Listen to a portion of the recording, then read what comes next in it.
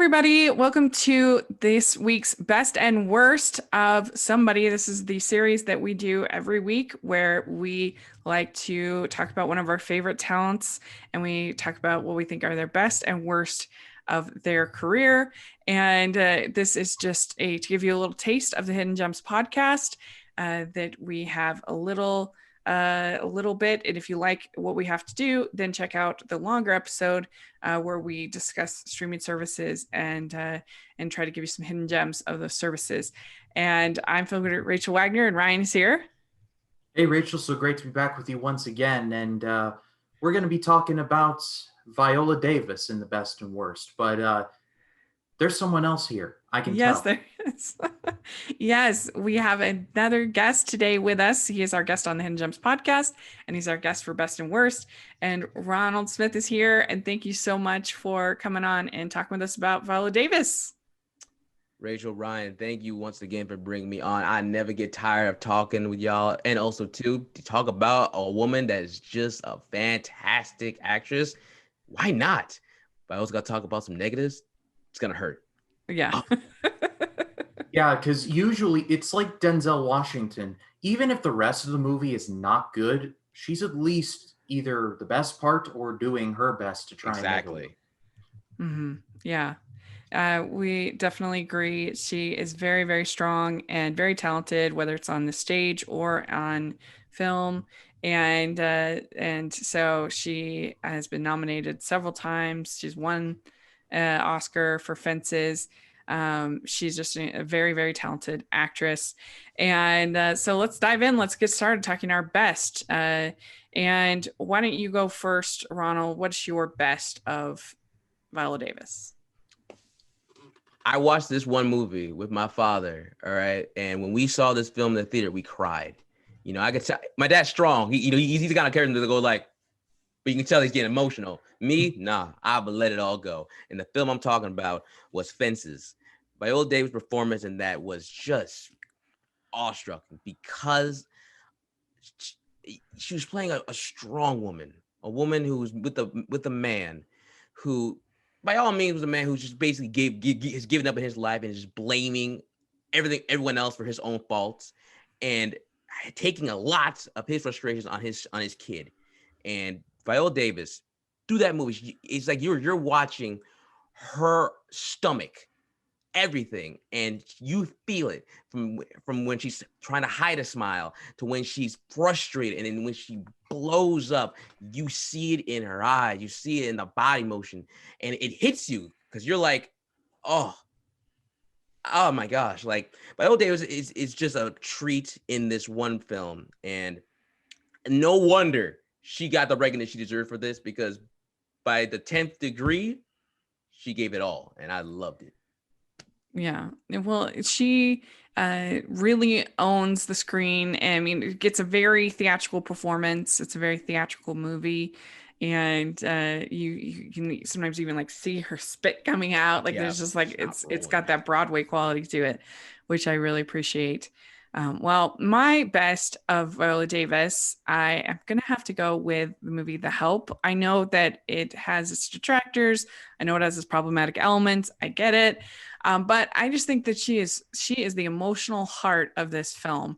Her as Aibileen is so loving and kind, and you are just so rooting for her. She's also funny. She is the core of this movie and why it works as well as it does. And you're just rooting for her and for her to have success. And I think it's a really strongly cast movie. I really like Jessica Chastain as well as playing Celia in the movie. I think she's really good in a underrated performance, I would say. But yeah, I really love her playing Aibileen. I think she's very good here.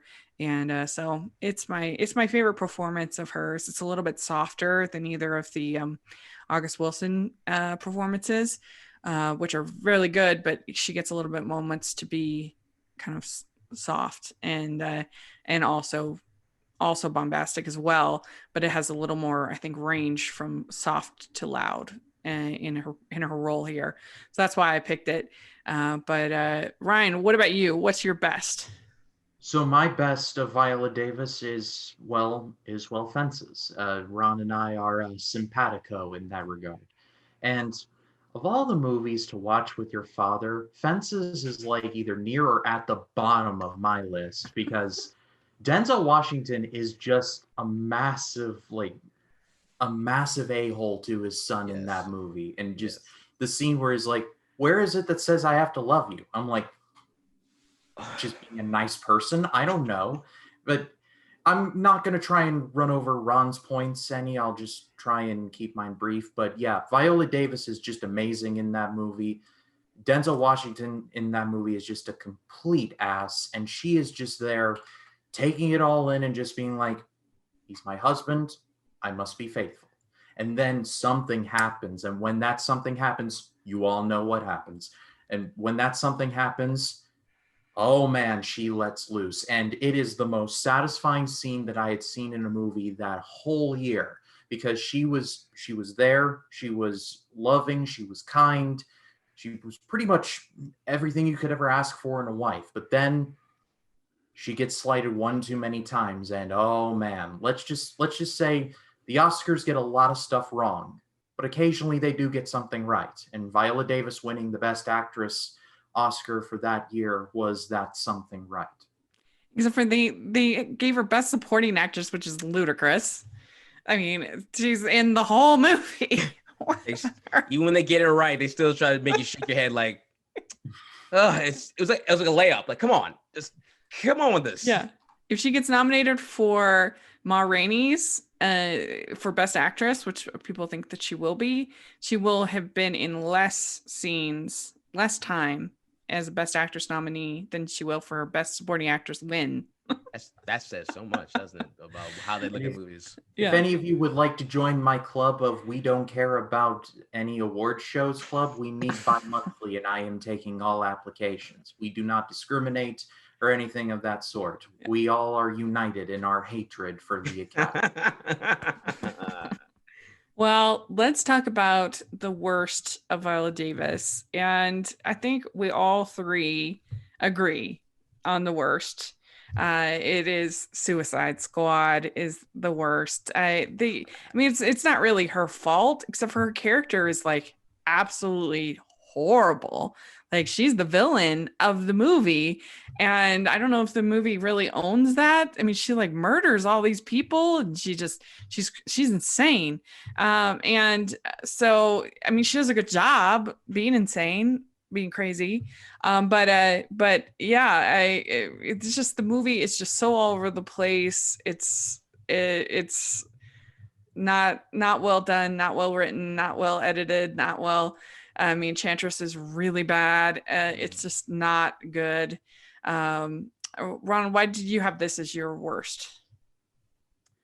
Oh, like, and still, this film won an Oscar. Like, it's an Oscar award-winning film. Congratulations, dang on it, right? Oscars, you hurt me.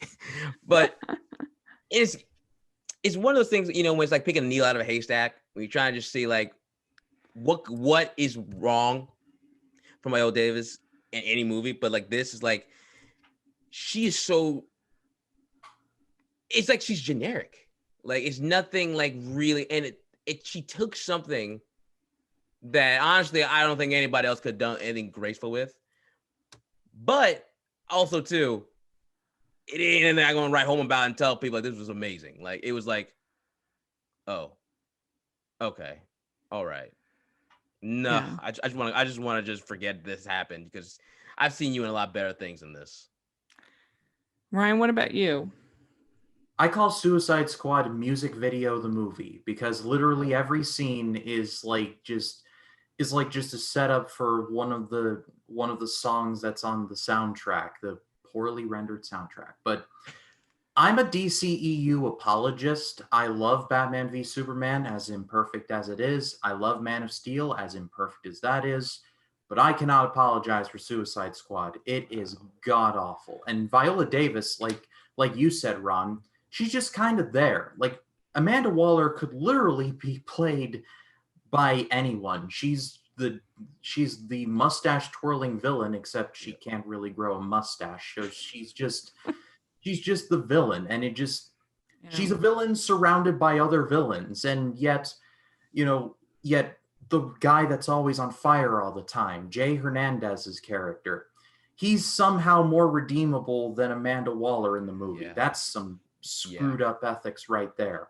I've got nothing positive to say about Suicide Squad, and I'm one of those people that's like, the DCU's not that bad once they finally get someone who knows what they're doing, and let's leave somebody alone. They can get a head on their shoulders, and I'm that guy. But I'm sorry, there's no defending this. There is just none.